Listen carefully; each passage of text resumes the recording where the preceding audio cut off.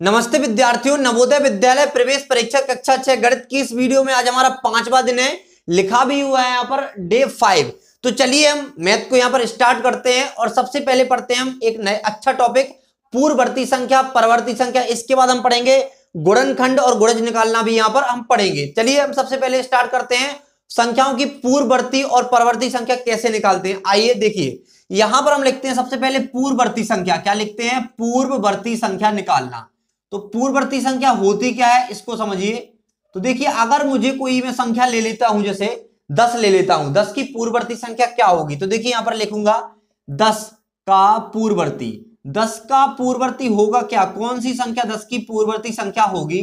तो देखिए 10 की जो पूर्ववर्ती संख्या होगी, अगर किसी भी संख्या की आपको पूर्ववर्ती निकालना हो तो क्या करेंगे? 1 माइनस कर देंगे। 10 में से हम -1 करेंगे तो कितना आएगा? 9। मतलब 10 की पूर्ववर्ती क्या आ गई आपकी? 9। आपकी 10 की क्या है? पूर्ववर्ती। ऐसे ही किसी भी संख्या की आप पूर्ववर्ती निकाल सकते हैं। जैसे अगर मैं बोलूं आपसे कि आप 94 का पूर्ववर्ती निकालिए, 94 का पूर्ववर्ती क्या होगा? 94 - 1 मतलब 93 हो जाएगा, ठीक है ना। मैं बोलूं 90 का पूर्ववर्ती निकालिए तो 90 का पूर्ववर्ती होगा 90 - 1 करेंगे तो 89 आ जाएगा आपका 90 का पूर्ववर्ती। वैसे ही मैं बोलूं आपसे 100 का पूर्ववर्ती निकालिए तो क्या करेंगे हम? 100 - 1 करेंगे तो आपका 99 आ जाएगा 100 का पूर्ववर्ती।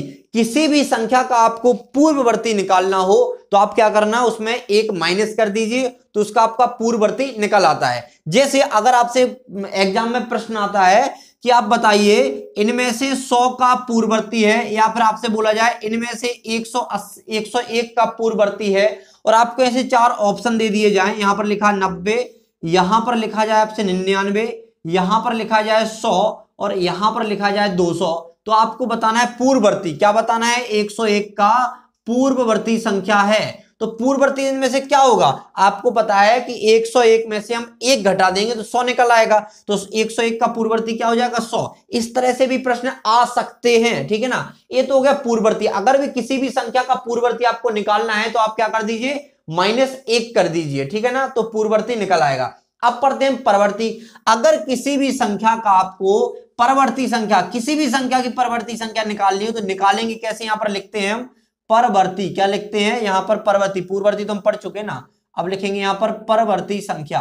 अब परवर्ती संख्या निकलती कैसे? ये देखिए, जिस तरह पूर्ववर्ती में हम -1 करते हैं उसी तरह परवर्ती निकालने के लिए आपको +1 करना पड़ेगा। क्या करना पड़ेगा? 1 जोड़ना पड़ेगा। तो यहां पर देखिए, अगर मैं बोलूं आपसे 9 का परवर्ती निकालिए, 9 का परवर्ती संख्या है, या 9 की परवर्ती संख्या है, परवर्ती भी लिख सकते हैं यहां पर, 9 की परवर्ती संख्या है, तो आप निकालेंगे कैसे?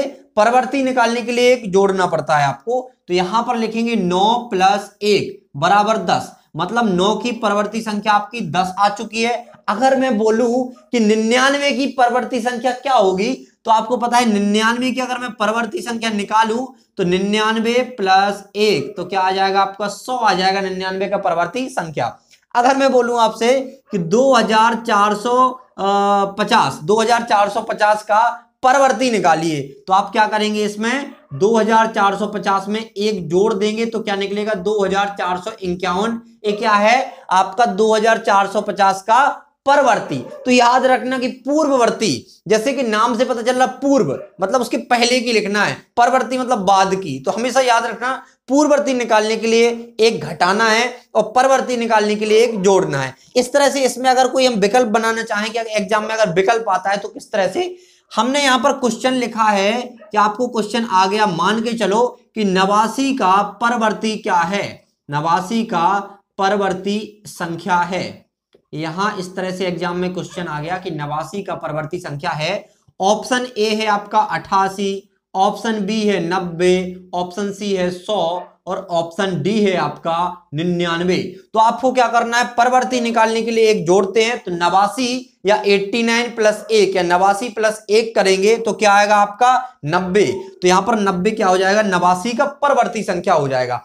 अब थोड़ी और प्रैक्टिस कर लेते हैं पूर्ववर्ती और परवर्ती की। तो इसको मिटाते हैं हम, ठीक है ना, इसको हम मिटा देते हैं और यहां पर हम परवर्ती पूर्ववर्ती की थोड़ी और प्रैक्टिस कर लेते हैं, क्योंकि एक अच्छा टॉपिक है, इससे क्वेश्चन भी बन सकते हैं। अब मैं अपने माइंड से क्वेश्चन बोलता हूं आपको। जैसे मैं बोलूं कि आप बताइए कि एक, आप लिखिए यहां पर कि आपको 89 का पूर्ववर्ती लिखना है, 89 का पूर्ववर्ती लिखना है, ठीक है ना।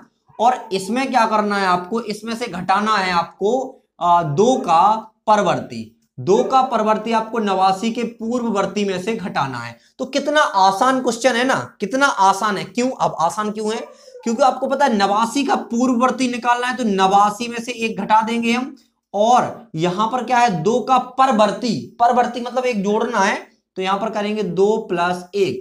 देखिए यहां पर 89 - 1 करेंगे, 89 का पूर्ववर्ती आपका 88 हो जाएगा, और यहां पर 2 का परवर्ती मतलब 2 में 1 जोड़ दो 3 हो जाएगा। इस तरह से आपका आंसर आ गया 85 या 85। इस तरह से भी आपके क्वेश्चन आ सकते हैं, इस तरह से आपको प्रैक्टिस कर लेनी है, ठीक है ना।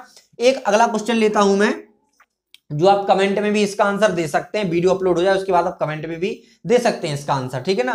तो वीडियो को रोककर भी आप कमेंट में लिख सकते हैं इसका आंसर, फिर आप आंसर इसको देख लीजिए वीडियो चलाकर। देखिए यहां पर हम लिखते हैं क्वेश्चन कि आपको लिखते हैं हम यहां पर 242 के पूर्ववर्ती, या 242 का पूर्ववर्ती लिख लो, सीधा सीधा आप 242 का परवर्ती लिखो। यहां पर 242 का परवर्ती आपको निकालना है पहले, फिर उसमें क्या करना है आपको 242 के परवर्ती में आपको जोड़ना है किसका, 80 का पूर्ववर्ती, या फिर आप ले लो 91 का पूर्ववर्ती ले लो, आपके लिए थोड़ा सरल हो जाएगा, 91 का पूर्ववर्ती। चलो इसको आप करिए, कमेंट में कर सकते हैं इसका आंसर। आपको क्या करना है 242 के परवर्ती में आपको 91 का पूर्ववर्ती जोड़ना है या ऐड करना है। आप करेंगे कैसे, इसको देखिए, आप कमेंट में कर सकते हैं यदि आपका आंसर आ गया हो, ठीक है ना, या वीडियो को यहां पर रोक दीजिए, इसका आंसर निकालिए, कमेंट में इसका आंसर कर दीजिए, ठीक है ना। तो देखिए इसका अब हल कैसे करेंगे हम, ठीक है। तो 242 का परवर्ती कैसे निकालेंगे हम, 242 परवर्ती निकालने के लिए 1 जोड़ना पड़ता है, तो 1 जोड़ दिया, प्लस 91 का पूर्ववर्ती निकालने के लिए आपको 1 घटाना पड़ता है, -1 करना पड़ेगा, तो -1 कर दिया हमने, ठीक है ना। अब आगे देखिए, अब इसमें क्या करेंगे 242 + 1 करेंगे तो 243 आ जाएगा, कितना 243, 243। अब इसमें आपको क्या जोड़ना है, 91 का पूर्ववर्ती मतलब 90 जोड़ना है आपको, क्योंकि 91 से 1 घटा देंगे तो पूर्ववर्ती निकल आएगा, 90 निकला।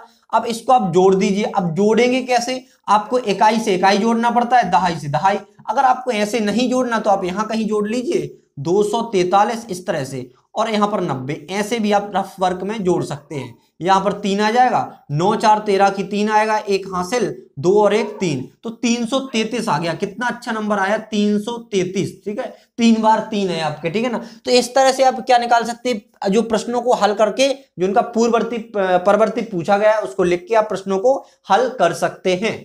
अब देखिए इसको तो हमने कर लिया है, अब बढ़ते हैं हम आगे। अब आगे क्या पढ़ेंगे इसको देखिए, आगे पढ़ेंगे हम संख्याओं का गुणज निकालना। अब गुणज कैसे निकालते हैं वो समझिए आप। गुणज एक बहुत ही महत्वपूर्ण टॉपिक है आपका, क्योंकि आपसे प्रश्न में पूछा जाता है, कोई भी एक संख्या दे दी जाएगी नवोदय की विद्यालय की जो प्रवेश परीक्षा होती है कक्षा 6 की, तो उसमें बहुत सारे ऐसे क्वेश्चन आ जाते हैं कि 5 के आप प्रथम 5 गुणज लिखिए, इस तरह के क्वेश्चन आते हैं।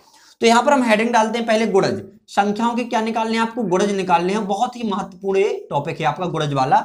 इसके बाद आपका गुणनखंड आएगा, फिर हम पढ़ाएंगे आपको अभाज्य गुणनखंड, इस तरह से हम लासा मासा के पास भी पहुंचेंगे, फिर आपको भिन्नों को पढ़ाया जाएगा, ठीक है ना।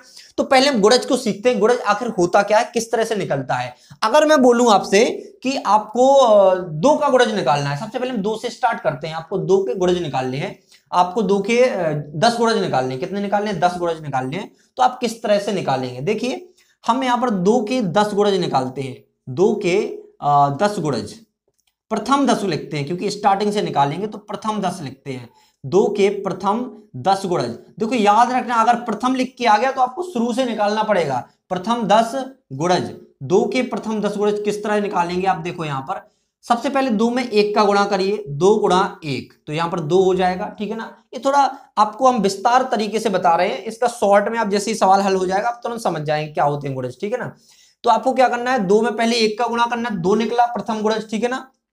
दूसरा कैसे निकलेगा, 2 में 2 का गुणा करिए तो 4 निकला, फिर 2 में आप 3 का गुणा करिए तो यहां पर 6 निकला, 2 में आप 4 का गुणा करिए तो यहां पर 8 निकला, और 2 में आप 5 का गुणा करिए तो यहां पर 10 निकला, यहां 2 में आप 6 का गुणा करिए, यहां 2 लिखा है, ठीक है ना, यहाँ पर भी 2 लिखा है, ठीक से नहीं लिखा वो। यहाँ पर 2 में आप 6 का गुणा करेंगे तो 12 आएगा। यहाँ पर 2 में आप 7 का गुणा करेंगे तो 14 आएगा। 2 में 8 का गुणा करेंगे तो यहाँ पर 16 आएगा। और 2 में 9 का गुणा करेंगे आप तो क्या आएगा 18। और 2 में 10 का गुणा करेंगे तो आपका आएगा 20। इस तरह से आपने 1 2 3 4 5 6 7 8 9 10 इन सब का गुणा करके उसका देखो जो गुणज निकले हैं 10 वो इस तरह से 2 का प्रथम गुणज आपका 2 है, फिर दूसरा गुणज 4, फिर 6, फिर 8, फिर 10, 12, 14, 16, 18, 20। इस तरह से आप किसी भी संख्या के प्रथम 10 गुणज निकाल सकते हैं, ठीक है ना। अगर आपसे प्रथम नहीं बोला जाए, आपसे बोला जाए कि 2 के 10 गुणज निकालिए तो आप इसके आगे की भी कोई 10 ले सकते हैं, या बोला जाए आपके 2 के आप 2 गुणज निकालिए तो आप इनमें से कोई भी 2 गुणज लिख सकते हैं। लेकिन अगर प्रथम लग जाए तो आपको हमेशा 1 से निकालना है, मतलब आपको सीधा सीधा पहाड़ा लिख देना है। क्या करना है, पहाड़ा। अगर मैं आपसे बात करूं तो आप लिख लीजिए इसको, मैं इसको मिटाता हूं। अगर मैं आपसे बोलूं अब डायरेक्टली कि आपको 2 के प्रथम 5 गुणज लिखना है, क्या करना है, 2 के प्रथम 5 गुणज, प्रथम 5 क्या करना है आपको, गुणज लिखने हैं। 2 के प्रथम 5 गुणज कैसे लिखने हैं आपको पता है, पहाड़ा लिखना पड़ता है। 2 एकम 2, 2 दूनी 4, 2 तिया 6, 2 चौका 8 और 2 पंचे 10। तो आपके 2 के प्रथम 5 गुणज आ चुके हैं। मैं इसी तरह बोलूं आपसे कि 3 के प्रथम 4 गुणज लिखिए, 3 के प्रथम 4 गुणज लिखिए। अब आपको निकालना तो आता है, पहले 3 में 1 का गुणा करो, फिर 2 का, फिर 3 का, फिर 4 का। लेकिन अगर आपको पहाड़ा आता है तो पहाड़ा ही उसके गुणज होते हैं। अब प्रथम लग गया, क्या लग गया, प्रथम 4, तो शुरुआत से निकालना पड़ेगा। तो पहले 3 लिखिए, 3 के बाद क्या आएगा, 6 आएगा, मतलब 3 एकम 3, 3 दूनी 6 और 3 तिरका 9 और 3 चौका 12। इस तरह से आपके प्रथम 4 गुणज आ गए, किसके, आपके 3 के प्रथम 4 गुणज आ चुके हैं। अब इसके बाद मैं कोई संख्या ले लूं 6 के प्रथम 5 गुणज निकालिए, या प्रथम 6 ले लेते हैं इसमें। 6 के प्रथम 6 गुणज निकालिए, यहां पर लिखते हैं 6 के प्रथम 6 गुणज निकालिए। अब 6 के प्रथम 6 गुणज क्या होंगे, 6 का पहाड़ा आप 6 बार पढ़ लीजिए। 6 एकम 6, 6 दूनी 12, 6 ती 18, 6 चौको 24, 6 पंचे 30 और 6 छिंग 36। तो 6 के प्रथम 6 गुणज आपके हैं 6, 12, 18, 24, 30 और 36। इस तरह से आप क्या किसी भी संख्या के गुणज निकाल सकते हैं। गुणा करके निकालना, गुणा करके निकालो। अगर आपको पहाड़ा आता है तो आप पहाड़ा भी पढ़ सकते हैं। जैसे मुझसे बोला जाए कि आपको 120 के 3 या फिर 120 के प्रथम 120 के प्रथम 3 गुणज निकालिए। कितने निकालने, प्रथम 3 गुणज। तो आप क्या करिए, 120 का अगर आपको पहाड़ा नहीं आता तो 1 2 का मल्टीप्लाई करके निकालेंगे। 120 गुणा 1 तो प्रथम गुणज 120 ही हो जाएगा। 120 गुणा 2 तो आपका जो 240 हो जाएगा। फिर आपने मल्टीप्लाई करके निकाला, 120 गुणा 3 करेंगे तो आपका कितना आएगा, 0 का 0, 3 दूनी 6, 3 एकम 3, मतलब आपका 360 आएगा। इस तरह से आप चौथा निकाल सकते हैं, पांचवा। लेकिन आपसे पूछा गया कि 120 के प्रथम 3 गुणज निकालिए, तो आपको पहले 3 निकालने हैं, ठीक है ना।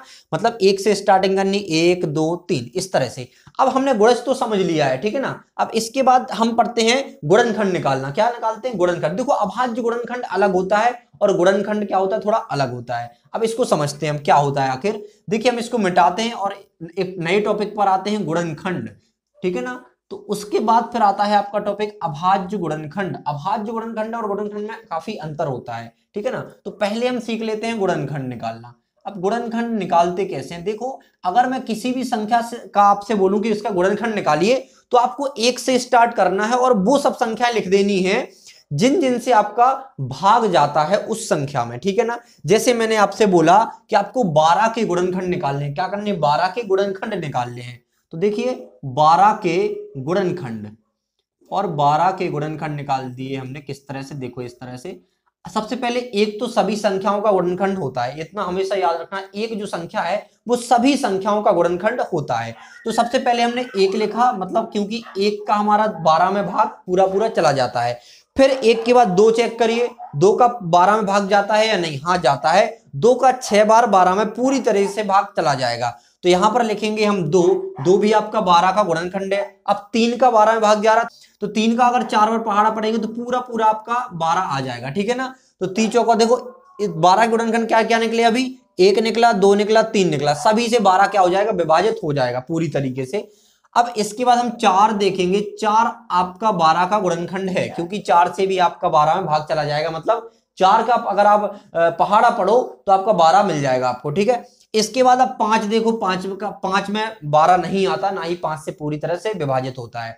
आप 6 देखिए, 6 आपका क्या है, 12 का गुणनखंड हो जाएगा, क्योंकि 6 के पहाड़े में आपका 12 आता है। इसके बाद 7 देखेंगे, 7 में 12 नहीं आता।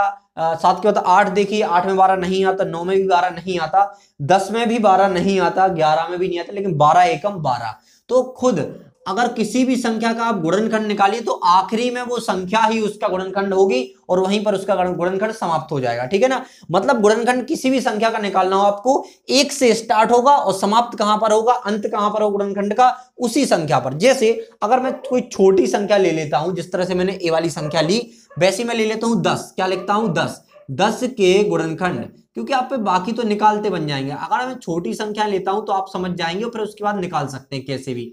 तो मैंने 10 के गुणनखंड कैसे लिखे हैं, देखो, एक तो सभी का गुणनखंड होता है तो 1 लिख लेंगे, और आपको पता है खत्म कहां पर होगा, 10 पे ही खत्म हो जाएगा, क्योंकि किसी भी संख्या गुणनखंड हो उसी संख्या पर खत्म हो जाता है, ठीक है ना। अब देखिए, अब मैं 2 का चेक करूंगा, 2 पंचे 10, मतलब 2 के पहाड़े में 10 आता है, मतलब 10 का गुणनखंड हो जाएगा।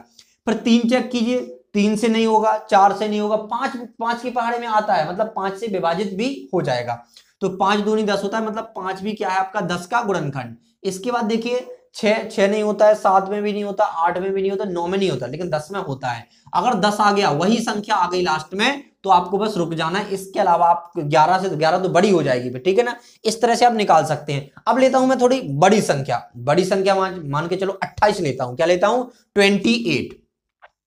28 के गुणनखंड निकालता हूं। क्या निकालता हूं, आपके 28 के गुणनखंड। अब 28 के गुणनखंड क्या क्या होंगे, सबसे पहले तो 1 होगा, क्योंकि एक सभी संख्याओं का क्या होता है, गुणनखंड होता है। तो 1 हो गया। 1 के बाद देखिए 2 से आपका 28 पूरी तरह विभाजित हो जाएगा, क्योंकि जिस संख्या के आखिरी में 0 हो, 2 हो, 4 हो, 6 हो, 8 हो, तो वो संख्या आपकी 2 से पूर्णतः विभाजित हो जाती है। यहां पर क्या है, आपका 8 है, मतलब 2 इसका गुणनखंड होगा, तो यहां पर हम 2 लिखेंगे। और आप देखिए 3 से विभाजित नहीं होगा आपका 28, क्योंकि 3 के पहाड़े में नहीं आता है, लेकिन 4 के पहाड़े में आता है। 4 7 28, मतलब 4 से पूरी तरह विभाजित हो जाएगा आपका 28, मतलब 28 के गुणनखंड 4 भी है। 5 नहीं होगा, 6 नहीं होगा, लेकिन 7 होगा, क्योंकि 7 चौका 28 होता है। तो आपका 7 से पूरी तरह क्या हो जाएगा, विभाजित हो जाएगा, मतलब 7 28 का क्या है, गुणनखंड है। अब 7 के बाद देखिए, अब 7 के बाद क्या हो सकता है, 7 के बाद आप 8 देखिए, 8 3 24 होता है, 28 तो आता ही नहीं है। 9 भी नहीं आएगा आपका इसमें, लेकिन आपका 10 भी नहीं आएगा, 11 भी नहीं आएगा, 12 भी नहीं आएगा, 13 भी नहीं, लेकिन 14 आएगा। 14 दूनी 28 होता है, तो आपका 14 इसमें आ गया है, ठीक है ना। इस तरह से आप देख सकते हैं। अब देखिए इसके बाद आपका किसी पहाड़े में नहीं आएगा, केवल 28 के पहाड़े में आएगा, और हम यहां पर लिखेंगे 28। अब देखिए अगर कोई नंबर छूट गया हो तो आप इसको चेक कर सकते हैं।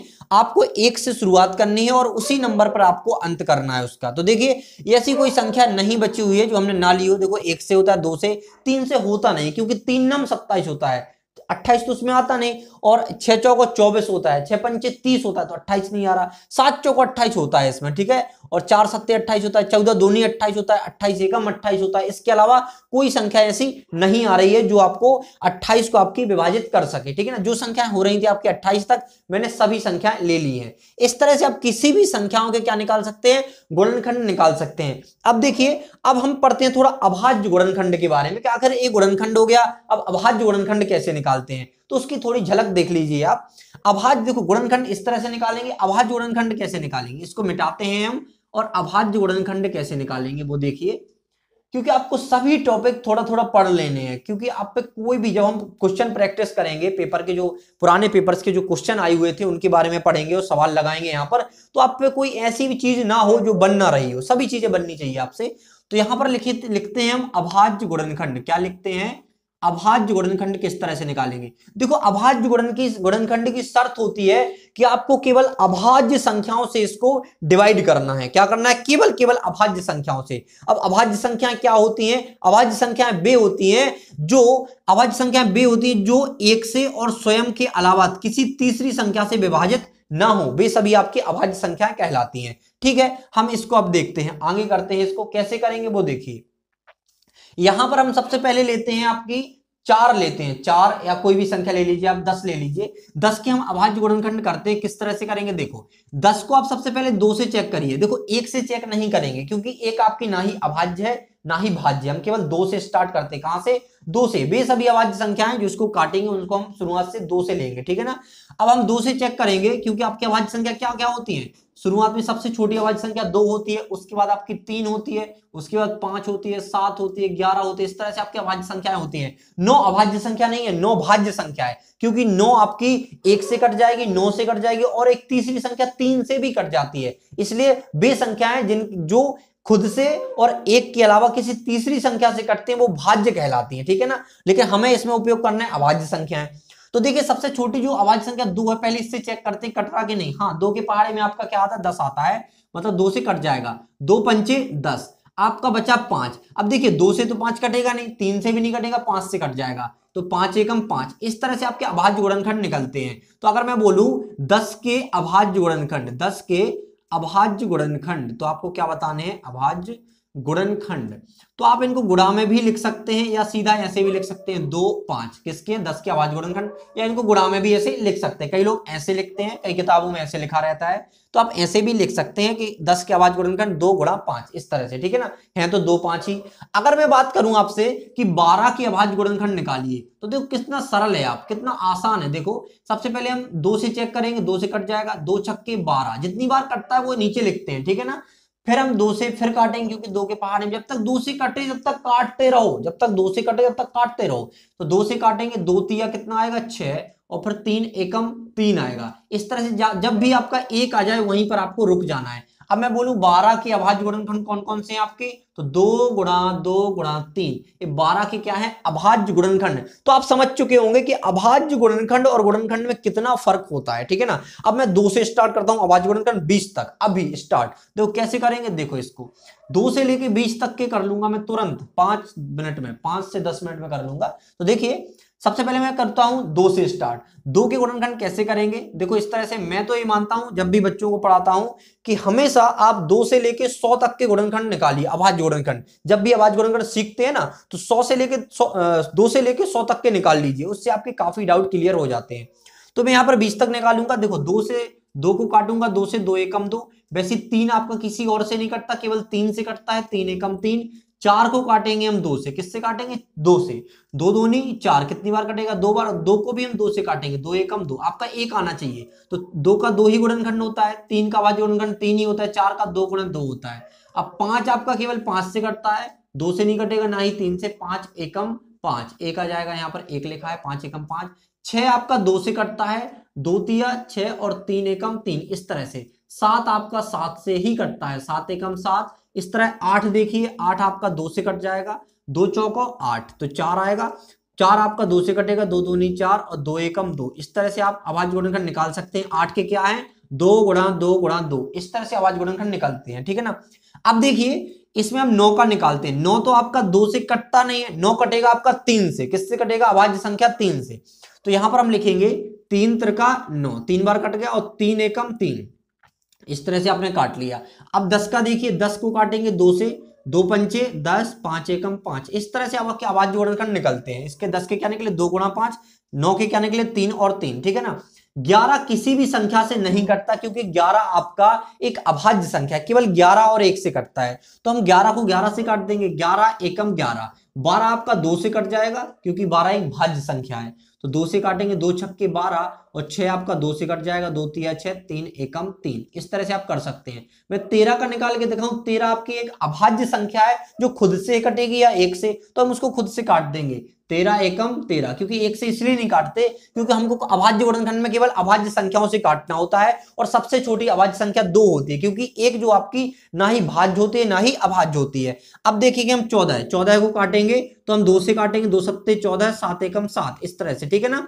फिर 15 को काटेंगे, तो 15 आपका 2 से तो कटेगा नहीं, 3 से कटेगा, तो यहां लिखेंगे 3 5 15 और 5 एकम 5, इस तरह से। और यहां पर मैं 16 को काटूंगा। अब 16 2 से कटेगा, 2 अट्ठे 16, 2 चौको 8, 2 दूनी 4, 2 एकम 2, ठीक है, इस तरह से काट देंगे। फिर काटूंगा 17 से 17 को, 17 एकम 17, क्योंकि 17 क्या है आपकी एक अभाज्य संख्या है, ठीक है ना। अभाज्य संख्या खुद से कटती है, एक से कटती है, तो हम यहाँ खुद से उसको उसी से काट देंगे 17 से, ठीक है ना।